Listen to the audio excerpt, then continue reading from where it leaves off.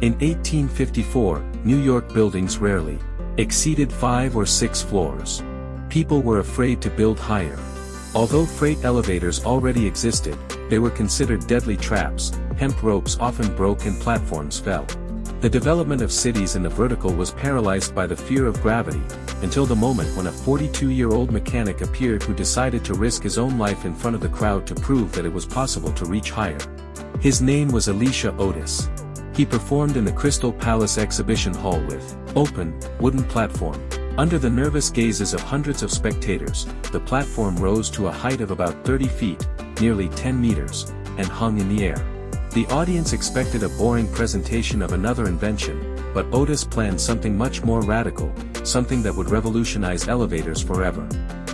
He turned to the helper holding the axe and, in a calm, confident voice, putting his own life on the line, he gave an order that resounded throughout the room: cut the rope. The midfielder hit with all his might, cutting the main cable. The crowd shouted. Some turned their heads, not wanting to see the disaster, others waited for the inventor to crash to the ground.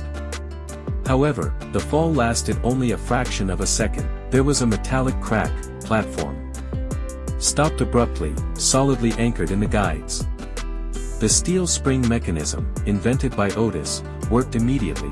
The iron teeth bit into the side beams, blocking the drop.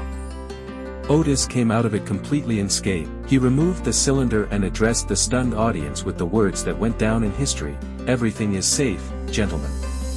Totally safe." This act of industrial theater not only sold elevators, it tore down the psychological barrier that stopped people from building up. Although Otis died a few years later and did not live to see modern cities, it was his courage that made the birth of skyscrapers possible.